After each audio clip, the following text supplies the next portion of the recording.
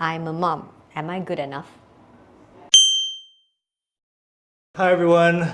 Today we're joined by Audrey, my sister, and we're going to talk about a topic that is quite familiar with a lot of that will be familiar with a lot of you, and this is also in conjunction with Mother's Day just this past weekend, and it's a question that we often also get in our Instagram, asking like, how do I balance between my role as a mother, my role as a daughter, my role as a career woman, my role as a wife. There are a lot of different roles that a mother has to take on. So the question always comes up like, am I doing good enough by my kids, by my family, and so on. So yeah, thanks for coming. Yeah, so let's just start with this question. Like, have you ever felt that you were just not doing enough or like not good enough? Yeah, all the time. Can explain a bit more? I don't think it's even just in relation to being a mother. I honestly, like, I feel that I'm pretty good at parenting, so I don't really have that sense of like I'm not doing enough or I'm not good enough when comes to becoming a mom. But like other aspects of my life, like especially, I think in like career wise, or like achievements, because I feel like there's a lot of expectation on women to not just be mothers. like like that's like, like there's this societal expectation that like it's not enough just to be like a mom. And because like maybe there's like the negative connotations of like being a tai that kind of thing. But like, what else are you doing besides that? So yeah, I feel it like, should I be doing more? Where should I be right now in my career? That kind of thing. So I think, yeah, I do feel it lah. So in every other role, but the mother side lah. I think it all comes together, because I feel like you can't really like as a woman, like I feel like you can't really separate these roles. Because I think if I were not a mother and I was just like I just had like a career or like a business or whatever, then that would be on the other, that would be the flip side of it. Like, people will be asking, oh, like, why you're not having kids? And I'm sure a lot of my like friends who are like childless, I think they also go through that. I think like the problem with the role of a dad is like you are expected to be, at work you are a businessman, at home you're a dad, right? But with women it's not like that. 100% of the time you have to be a career person, 100% of the time you have to be a mother, 100% of the time you have to be a wife. Yeah. Right? So this is where the difficulty comes from, right? Like, you are expected to do all these things while having a lot more issues than like a lot more things to handle than, say, what a man would have. So I think that's where the frustration comes from. We often get people asking about how do you balance all these things, right? And honestly, sometimes I don't know how women do this lah, because it is a huge, each of it is a huge role that needs 100% of your energy, of your focus, and things like that. Yeah. And it's not something very easy. Yeah. So can you tell us how you approach this? How do you try to do all this? So I feel like, so when you talk about this, right, I thought of this TikTok, this video that I did like recently, like with Tim, my husband. So then we did a video where like there was a list of questions, and then the questions are all about the kids one. Like, who's their BM teacher, who's their like pediatrician and all that. And then all these things he doesn't know. And then I actually got that idea because I saw another video, I think it was like about from a divorce lawyer or something. This is one of the questions that they ask in court, like when they're trying to determine who should be the who should have custody, like in a divorce case, right? So like basically who's the person, which parent knows all these things, like, the child's favorite color, favorite food, who's their doctor, who's their dentist, and it's usually always the woman. Yep. Yeah, and like it's because of like, it's not just about like the housework, the cooking, the cleaning, that kind of work, but it's also the mental load, which is a role that women is generally almost always women. Like, it's like, knowing who are the teachers in an emergency, who does the school call. It's usually always the mother, or like even just like monitoring or seeing when when is their next dentist appointment, when are they, noticing that they're outgrowing their clothes or they need a haircut, and then arranging all these things. So this is all like the invisible labor that nobody really talks about. It's always like they always talk about like housework only. It's always assumed that the woman would know this and handle this, right? Yeah. So I think in my family is also quite like that. Like I'm the person who knows also. When we did that video, like Tim didn't know any of the answers. Yeah. So in our family it's also like that. But I think like my husband makes up for it by I guess like I'm the one who has the mental load, but then like if I ask him to do something, he will get it done. Yeah. And I think a lot, like when I talk to my followers, a lot of couples are not necessarily like that. Like the wife has the mental load, but then she also has like the physical load of doing the things because the husband either forgets or the husband just like doesn't want to do it. The husband sees it as the mother's responsibility. Yeah. Can we talk about the mental load part of it? So you've said already that you've the question of am I doing enough as a mother? You feel like, okay, maybe you've got that part sorted out, right? But balancing all these different things, right? What is that mental load like for you, and how does it ever manifest in some kind of, I don't know, stress, anxiety, depression maybe? Last year I was burnt out, and then that's how it led to my diagnosis of ADHD also. But I guess it came with just like having so many really different things to juggle, and then also like last year I set like maybe 1 year, more than a year ago like I set like I wanted to hit like certain financial goals for myself, so I like set these goals for myself. Then I was like really running to achieve these goals, and then I achieved these goals, but at the end of it I didn't feel happy. I didn't really like okay I achieved it, and then now what? I didn't really necessarily feel happy, but instead I just felt very tired and like I don't even know what's the point. Yeah, but like it was because I felt that I needed to set goals, because I've never set goals in my entire life. Like I'm always like a drifter, and then I just go along with whatever interests me.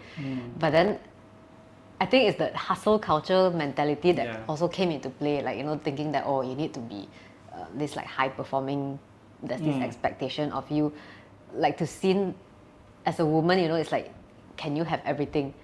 That's all. And this question is not really asked of men, like to have it all. Like what does it mean to have it all? Like it's like handling like family, and then also having like your career, having your financial goals or whatever, and then also like self-care, like taking care of yourself so you still look presentable, because there's a lot of pressure on women to to like not let yourself go. So I feel like For men, there's not so much of that kind of trade-off lah. Okay, you're expected to just focus on work, just make money, career. Like man's value is just like financial, and as a man grows older,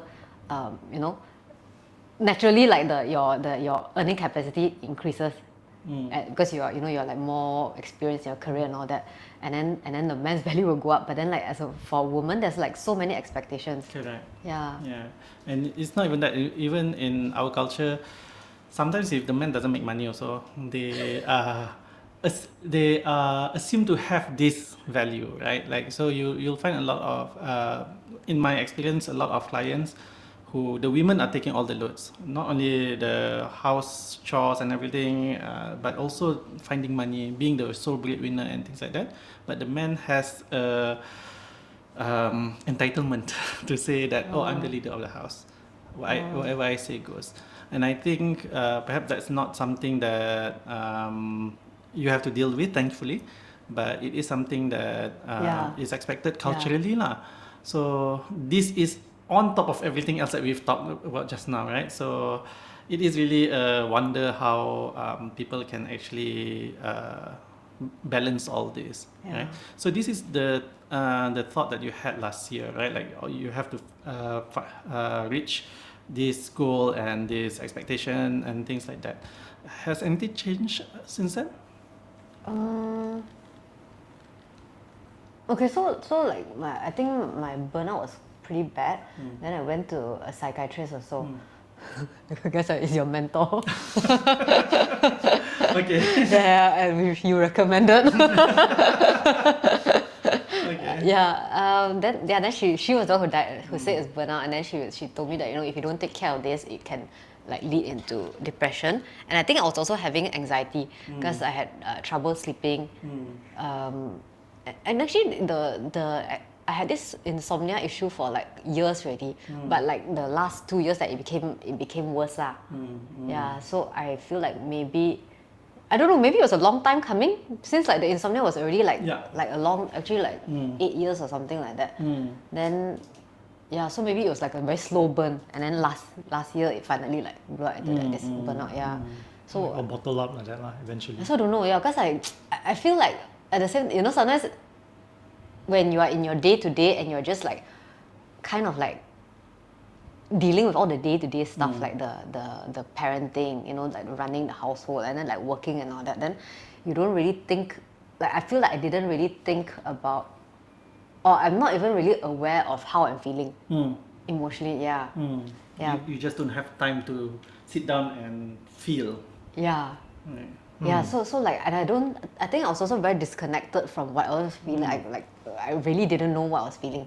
Yeah, until like I think the burnout, one of the signs was that I started to get like very irritable, and then sometimes like I would just be doing something like very like normal, like removing my makeup, so like go to shower or something. Then suddenly I just like started tearing, but I don't know why.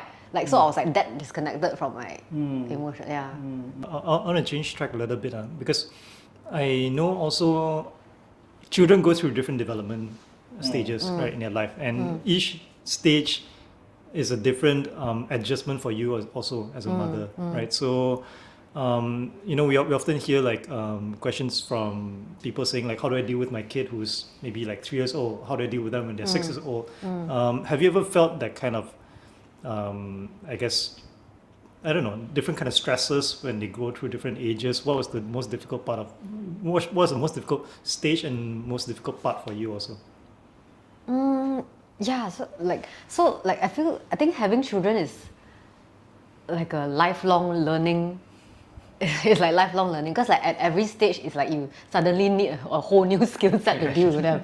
Like when they're babies, it's just a lot of physical labor. Like you just have to be there doing hands-on, doing things, changing diapers, showering them, letting them sleep. Then as they grow up, they become physically more independent. But then I feel like that's when the emotional needs come in.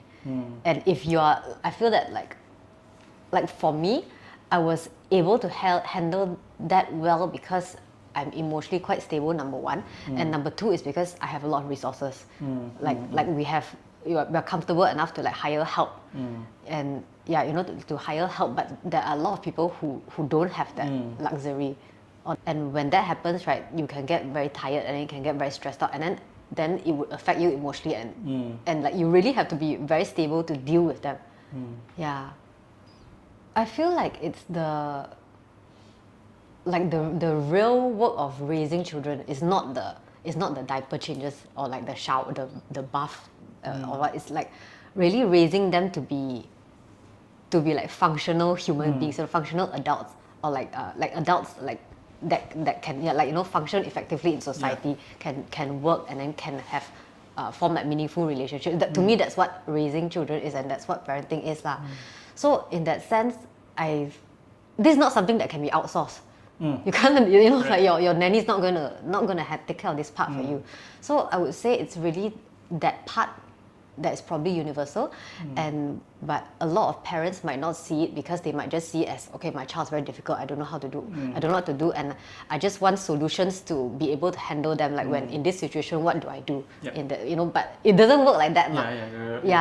It's developing their emotional intelligence from at every stage, from like I guess baby's time. Okay, baby's time is like they're just crying, basic needs, crying but then as toddlers, when they're toddlers, then they start to develop their own like autonomy, and then it becomes a power struggle. So, and then from then on, like it goes into I think like school. When you go into school age, then it's the peer pressure starts coming in. Like friends start taking a more important role in their life, then you have to figure out where you stand there, and like how much you need to withdraw, how Yeah, much you need, yeah, need to be. yeah, and whether your relationship is strong enough with them, and like they trust you, and they trust you enough to be able to confide in you when when shit happens lah. Yeah. As when they go into like teenage years, when they start like friends, the peer pressure, the peer approval is the most important. Yeah, that kind of thing. So I feel like this is the universal, the universal. You know what you were asking, right? Yeah. It's just that whether people realize it or not. And I That's feel right. that people don't really realize it, right? That's what I was gonna say, like, because this is very important, and at the end of the day, like, the nanny can do this. The nanny can do this, can take care of the child, be there when they need it, and things like that. But the problem is your relationship with the child won't be there. Yeah. So you will be with the nanny instead, right? Yeah. And that's if you're lucky enough to have a nanny that will stay for years and years, right? Yeah. So this is something that a lot of people don't realize, that the emotional part is beyond just asking them, are you okay or not? Do you have problems or not? And things like that. It starts from the very beginning. It starts from when they are babies and like they cry for help, right? We need to attend to the child immediately so that they will know, oh, this is a safe space. This is a safe person. And as they go on, and you're right, the need changes. And they start to be very curious, start to be very annoying, right? And then, but as a mother, as a father, you need to attend to them and then be prepared to guide them in a way that is not self-serving, which I think a lot of people do. Yeah, that's A lot of people, they want children to be cute, to be seen but not hurt, or something like that, right? Or And like they just want the children to be very obedient, Yeah. do whatever they yeah, say. but that, if you ask yourself, why do you want that? It's because for you to have an easier time. Is it good for the child? So whatever choices that you make with child rearing, right? A lot of it you have to take a step back and ask, am I doing this for me or for the child?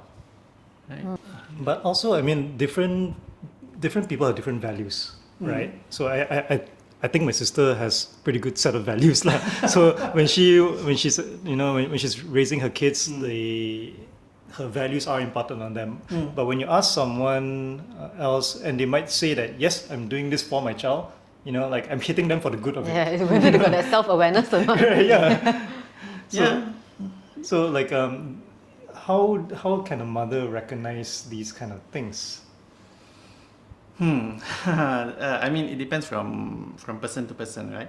But I always, for me, if you discipline your child and you feel relieved, I think then it's you who are discharging your frustration, discharging your anger.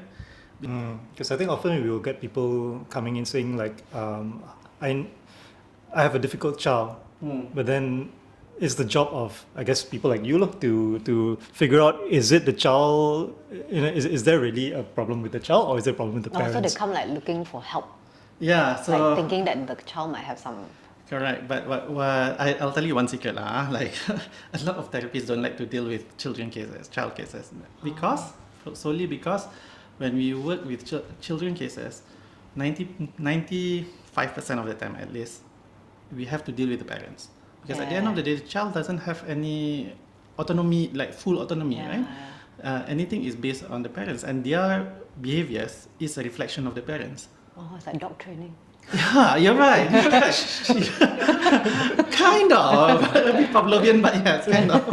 But yeah, so why a lot of therapists don't like to deal with child cases is because most of the time, parents who come to bring their child to us don't realize that they are the problem, or they need to change.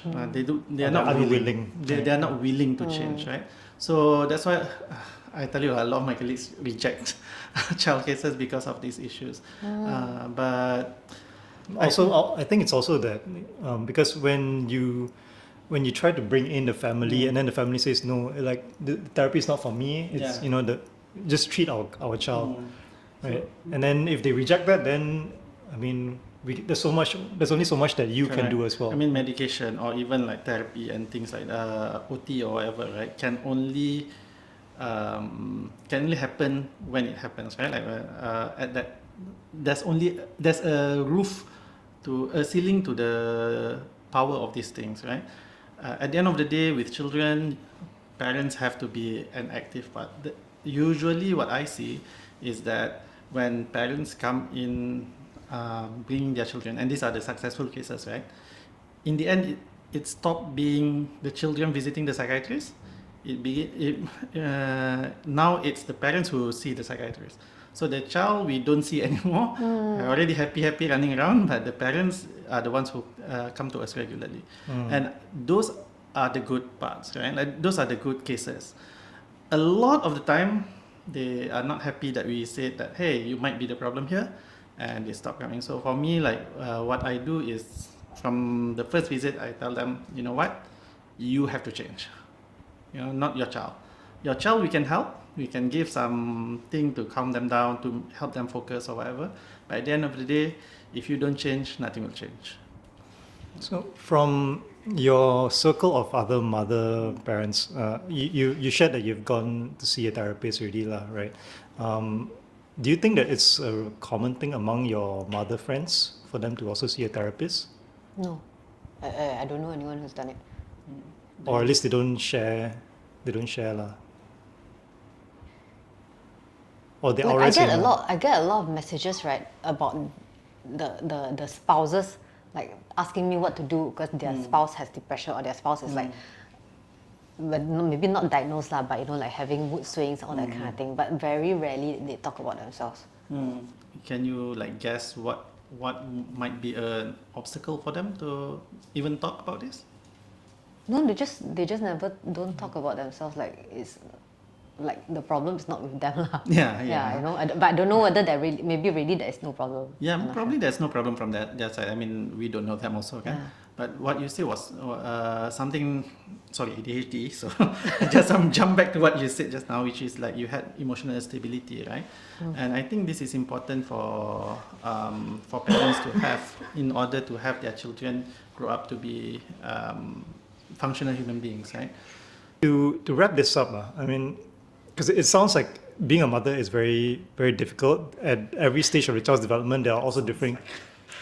Sounds like it is very difficult. Well, What it sounds like. I mean, I don't have the personal experience to back that up, but yeah, and somehow like at every stage of development of the child's life, also there are different things that you need to take on, right? So it's not just about the emotional stresses of raising a child, but also earlier on we talked about the difficulties in juggling many different roles. But at the same time, it also sounds as if that maybe because of the selflessness of mothers, that they always say, how can I help my child? How can I help this? How can I help that? But how can we get more mothers to, I guess, to actually help themselves? Do you have any advice for that? Yeah, so I did launch when I launched my parenting course, it was like for those of you who don't know, I launched like a parenting course. So it was like an online group coaching, but it was like for 10 weeks. So like 10 modules over 10 weeks lah. So the first few modules were actually focused on yourself, because I feel that my own upbringing, which is our upbringing, was very safe, very secure, and then very stable. So I feel that because of that, it really gave me the emotional capacity and the skills to be able to handle different challenges and to handle like different challenges in life. That's why in the course, right, the first few one was about reparenting yourself, was about taking care of yourself first, because you really need to take care of yourself. It's like, the analogy is, when there's a turbulence or whatever, or when like there's plane going to crash, you put on the oxygen mask on yourself first before you put it on the kids. It's the same concept for me. So I always believe that, and like I always believe that, like when you take care of yourself, it's actually as a mother lah. When you take care of yourself, you're doing it for not really just for yourself. So it shouldn't feel selfish. It shouldn't be something that should be differentiated. When you're taking care of yourself, you are indirectly taking care of your children also. I always say that Barry is my only well-adjusted friend, which is annoying because I don't know any other. But that's true. That comes from the parenting that you guys had, right? And you're very right. When it's you who when we take care of ourselves, we are dealing with every other aspect of our lives as well, include our children, our spouse, our work, and so forth. So you're very right. I think working on yourself should be the main priority in the beginning, at least. Okay, I think that's all. Thank you so much. Thanks, Jeff, for coming for this. Yeah, all right. If you have any questions about moms and mental health, drop them in the comments below, or you can address them to us or to my sister, Audrey. Yeah, put my Thank you. good- Thank you. All right.